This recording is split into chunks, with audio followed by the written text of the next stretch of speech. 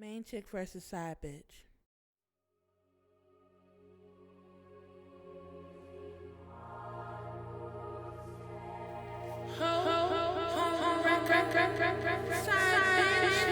I heard whispering as I walked into church, but every time I looked around, I didn't see anyone. Just smiling faces looking forward in the sanctuary and clapping their hands to the music as if they didn't even notice me. I've been thinking about going to have my soul blessed lately. Nothing with DeWayne has been right, and I have so much wearing on me. Now in this church, I just wanted to bring all my sins to God and lay them down. And I hadn't been to church in so long that I barely remember the words to the Lord's Prayer. In prison, we had small little churches, but in there I only prayed for the Lord to turn me into a bird so I could be free. Now as I look to the front of the church, the whole sanctuary is filled with faces I didn't recognize. And like a group of soldiers trained for precision, they all turned to look at me at the same time. They all went from smiling to frowning as they stared at me. I want to ask what they're looking at, but their screams drown out my voice. Side bitch!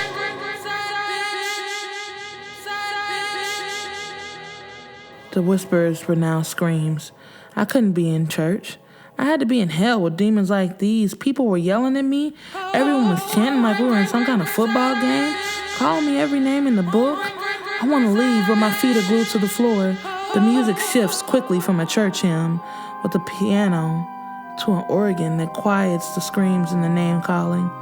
Everyone goes quiet and back to smiling like nothing happened, and I can recognize the tune immediately.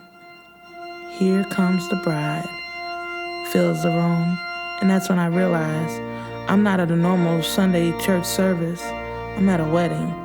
But whose wedding? They all stand facing the back of the church, and I see her running down the aisle, a white dress with a veil, a silver knife in her hand. You bitch! Stay away from my husband! It's her, all right, Miss Lawyer Bitch in the flesh.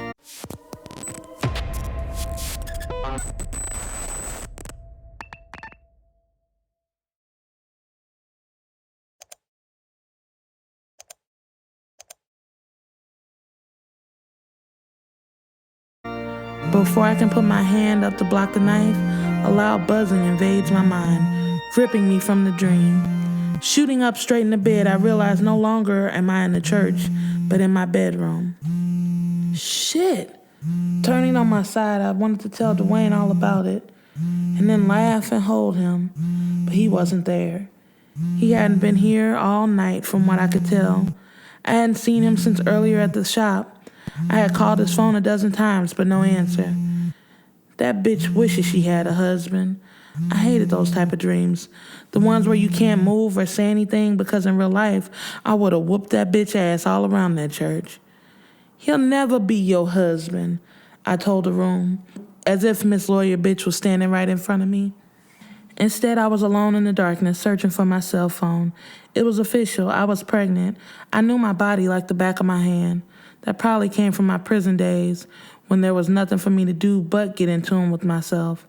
I took the test earlier just to show DeWayne, but I already knew that there was something growing inside me. The baby was only as big as a golf ball, or maybe even smaller than that, but I could swear I felt her. My phone rang again. I found it between my bed and the wall. It was DeWayne, and my smile couldn't be erased. I wanted him home to be with me, but when I answered, all I heard were sirens. Hello? Yes, your name is saved as wife on this phone. I just found it at a car accident. The ambulance just left. I'm trying to get it back to its owner. I saw the whole thing. I looked at the phone again to make sure I wasn't tripping. What are you talking about? This made no sense. What accident was this motherfucker talking about? This phone belongs to someone who was just in an accident. A black BMW.